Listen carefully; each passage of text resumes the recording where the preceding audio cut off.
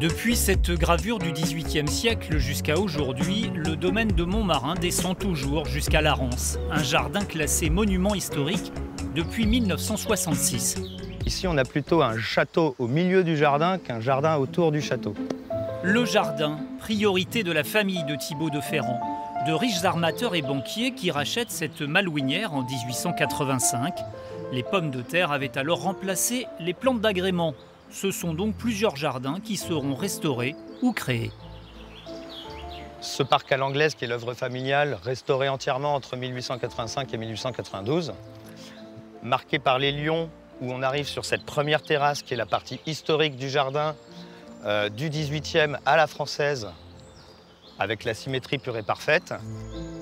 Derrière cette charmille, le potager qui a été recréé seulement après la tempête de 99. Il y en a un quatrième, c'est le jardin de Rocaille sur les bords de Rance. Ce jardin a été recréé dans l'entre-deux-guerres par un de mes ancêtres. Et c'est une allée finalement artificielle qui date du chantier naval qui a été réaménagée en jardin de falaise. Le chantier naval, tiens, disparu aujourd'hui, il marque l'époque faste des lieux. Un certain Benjamin Dubois le fonde en 1782. D'origine propriétaire de corderie, Dubois a fait fortune dans la course, c'est-à-dire l'activité corsaire en temps de guerre.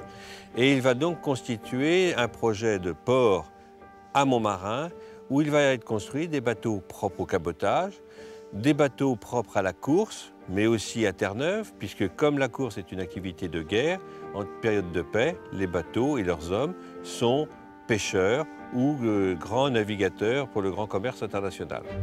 Plus de 250 ouvriers permanents y sont employés et parfois plus de 1000 pour assurer jusqu'à 7 constructions simultanées.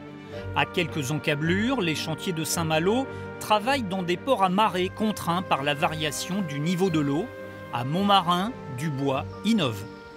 L'idée de Dubois, c'était de faire une fermeture avec une porte qui pouvait ouvrir vers le large. La mer, en marée descendante, vidait le bassin naturellement.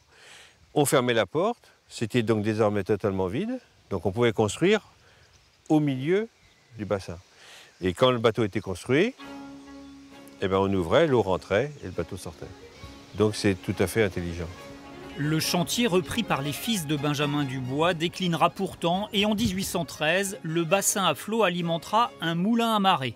La demeure, en revanche, a conservé tout son lustre.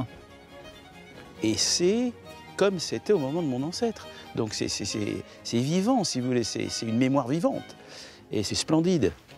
Cette admiration est celle de Xavier Dubois de Montmarin, descendant direct de Benjamin.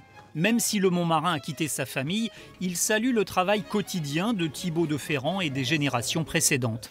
Alors on est dans le grand salon, qui était le salon à musique au 18e. Puis là, vous êtes chez mes grands-parents encore, dans mon esprit. Un attachement familial qui coûte cher, organisation de mariage, visite du parc et activités agricoles en parallèle, tout va à l'entretien des lieux.